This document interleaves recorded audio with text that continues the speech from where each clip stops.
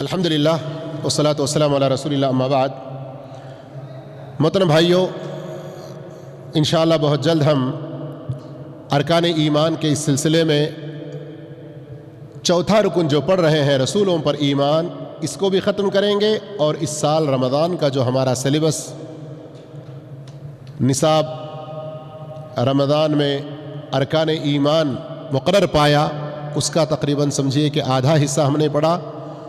دیکھا تو 4 تو ہم نے پڑھا، لیکن باقی 2 ذرا اور تھوڑے تفصیل طلب رہیں گے، جو انشاءاللہ اگلے سال پڑھنے کی کوشش کریں گے۔ تو آج کا سبق ہے نبوت کا جھوٹا دعویٰ۔ نبوت کا جھوٹا دعویٰ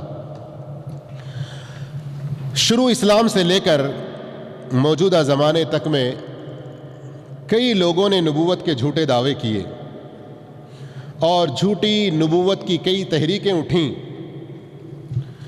اور کئی لوگ اس طرح کے دعوے کیے تو ان کے کچھ ماننے والے بھی بنتے چلے گئے۔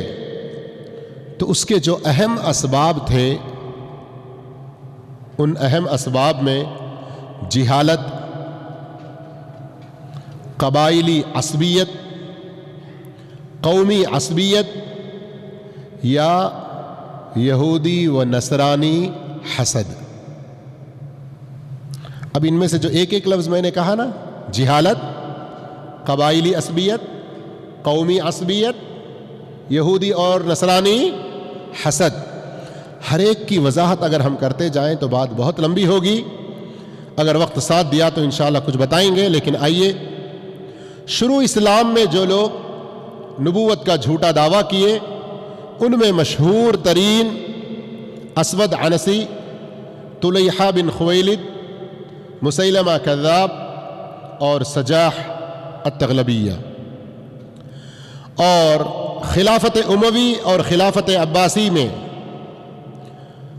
جو لوگ جھوٹی نبوت کا دعویٰ کیے، ان میں مشہور مختار بن عبید ثقفی، حارث بن سعید، بیان بن سمعان، مغیرہ العجلی، ابو الخطاب الاسدی اور علی الفضیل الحمیری۔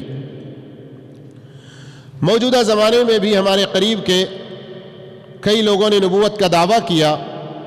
ان میں سے مشہور جماعت بابیہ کے سربراہ محمد بن علی الشیرازی، جماعت البہائیہ، فرقہ البہائیہ کے سربراہ حسین بن علی المازندرانی، اور قادیانی جماعت کے بانی، کئی بار ان کا نام آ چکا ہے، مرزا غلام احمد قادیانی۔ اب ان میں سے ہر ایک کی تردید میں ہم بات کرتے جائیں تو بات لمبی ہو جائے گی، اور وقت ساتھ نہیں دے گا۔ اور سچی بات یہ ہے کہ جو باطل پر ہے اس کے بارے میں لمبی چوڑی گفتگو کی ضرورت ہے ہی نہیں، اس لیے کہ جہاں ان کے سربراہ مرے تو وہ جماعتیں بھی مٹتی گئیں، اور جو موجود کچھ نظر آ رہی ہیں مٹ جائیں گی، اس لیے ان پر محنت کی ضرورت نہیں ہے۔ ضرورت اس بات کی ہے کہ ہم اپنے سچے اسلام کو اچھے انداز میں لوگوں کے سامنے پیش کریں، اپنے سچے اسلام کو، سچے دین کو لوگوں کے سامنے اچھے انداز میں ہم پیش کرنے کی اپنی کوشش کو جاری رکھیں، اور اس میں خوب محنت کرتے رہیں۔ اور یاد رکھیں، شروع میں جیسے آپ نے سنا کہ جھوٹی نبوتوں کے دعوے دار اور ان کی ان غلط تحریکوں کے برپا ہونے کی سب سے بنیادی جو سبب ہے، کیا پڑھا تھا آپ نے؟ جہالت۔ تو یہ جہالت ہمیں اپنے سے دور کرنا ہے، دین کا علم سیکھنا ہے، اپنے بچوں کو دین سکھانا ہے۔ آج ہم میں سے بہت سارے مسلمان اس بات پر مطمئن ہیں کہ ہم ان کے بچپنے میں دودھ کا، ڈبے کا، کپڑوں کا سب خیال کرتے ہیں۔ 4 سال کی عمر کو آ گئے تو کون سی نرسری اسکول اچھی ہے اس کی فکر کرتے ہیں۔ 10ویں کے قریب آ گیا تو آگے اس کی زندگی اچھی بننے کے لیے کون سا کالج بہتر ہے سوچتے ہیں، لیکن اس کی آخرت کی فکر بہت کم کرتے ہیں. اور اسی وجہ سے دوسری بہت ساری شرک کی تحریکیں، بدعت کی تحریکیں، جھوٹی نبوت کی تحریکیں جو اٹھتی ہیں، یہ ہماری اولاد ان کے شکار ہو جاتی ہے. اس لیے جہالت کو ختم کرو، قبائلی عصبیتوں کو ختم کرو، قومی عصبیتوں کو ختم کرو. یہ اگر ختم نہیں ہوں گی تو ہمارا دین ختم ہو جائے گا. ہمارا دین سے مراد ہم دین سے دور ہوں گے، دین اسلام ختم نہیں ہوگا. اس لیے کہ اس کو باقی رکھنے کی ذمہ داری کس نے لی ہے؟ یا ایھا الذین آمنوا من یرتد منکم عن دینہ، اے ایمان والو اگر تم میں سے کوئی دین سے پھر جائے گا، دین سے منہ موڑے گا، دین پر عمل نہیں کرے گا، تو اسلام کا نعوذ باللہ ثم استغفر اللہ کا یا اللہ کے رسول کا کچھ بگاڑے گا؟ تم اپنی منہ کی کھاؤ گے، تم اپنا برباد کرو گے، اپنا نقصان کرو گے، اور اللہ کیا کرے گا؟ فسوف یأتی اللہ بقوم، تم جیسے نالائق ضرورت ہی نہیں ہے میرے دین کے لیے. اللہ تمہاری کوئی پرواہ نہیں کرے گا، اللہ ایک دوسری قوم کو لے آئے گا. اور وہ کیسے ہوں گے؟ اللہ ان سے محبت کرے گا، وہ اللہ سے محبت کرنے والے ہوں گے، اللہ کے راستے میں انتھک محنت کریں گے، خوب جہاد کریں گے، دین پر خوب عمل کریں گے، دین کو اور دوسروں تک پہنچائیں گے. اور ان کی اسی درمیان میں اللہ نے ایک بہت بڑی خوبی کیا بیان کی؟ وَلَا يَخَافُونَ لَوْمَةَ لَائِمٍ، وہ کسی ملامت گر کی ملامت کی پرواہ نہیں کریں گے. آج ہاں توحید تو مجھے سمجھ میں آ گیا، میں اپنے گھر والوں کو بتاؤں گا تو وہ مجھے گھر سے نکال دیں گے. میں اپنے گھر والوں کو توحید سمجھانے جاؤں گا تو میرا باپ اتنا بڑا کھیت جو لیا ہوا ہے نا اس میں میرا حصہ نہیں دے گا. میں اپنے باپ کو اگر توحید کے بارے میں بولوں گا، شرک سے روکنے کی کوشش کروں گا، تو پھر اتنی بڑی جو ہماری جائیداد ہم لوگ مل کر جمع کیے تھے، بنائے تھے، اس میں سے مجھے بھگا دیا جائے گا. یہ دنیا کی سوچیں لے کر ہم دنیا کی دولتیں اکٹھی کرنے کے لیے دین کو پیچھے ڈال دیتے ہیں.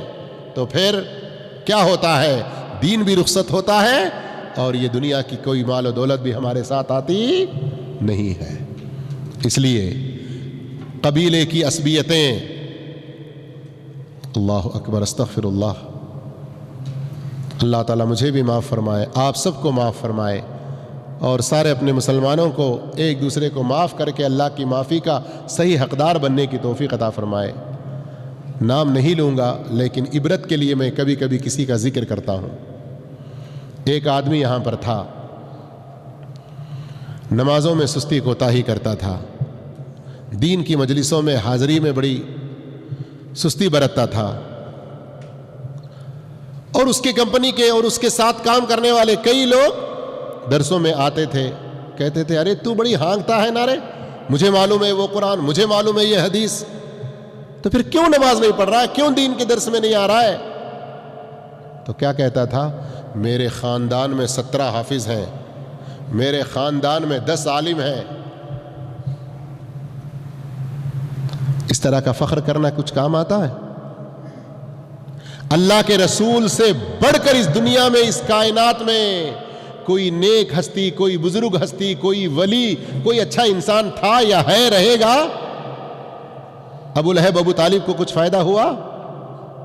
سید سادات میں سے ہونا، بڑے خاندانوں میں سے ہو جانا، میرے خاندان میں اتنے اتنے بڑے عہدے والے، میرے خاندان میں اتنے حافظ، یہ سب بول لینا کچھ فائدے کا نہیں ہے. وہ قصہ پارینہ بن کے رہ جائے گا. تو کیا ہے تجھ سے پوچھا جائے گا، تیرے باپ دادا کیا تھے یہ تجھ سے پوچھا نہیں جائے گا. اس لیے جہالت کو ختم کریں، قبائلی عصبیتوں کو، قومی عصبیتوں کو ختم کریں، حسد کو ختم کریں. اللہ اکبر، حسد اتنی بڑی بیماری میرے بھائیوں، شیطان حسد میں گرا دیتا ہے. نفسانی خواہشات انسان کو حسد میں ڈال دیتی ہیں. ان حسد کی بیماریوں سے بچیں، فرقہ واریت کی بیماریوں سے بچیں، جماعتی عصبیتوں سے بچیں. اللہ ہم سب کو نیک توفیق عطا فرمائے اور ہر طرح کی بدعت و خرافات اور ساری برائیوں کو ختم کر کے دین اسلام کو مضبوطی سے تھامے رہنے کی توفیق عطا فرمائے. جزاکم اللہ خیرا، والسلام علیکم ورحمۃ اللہ وبرکاتہ.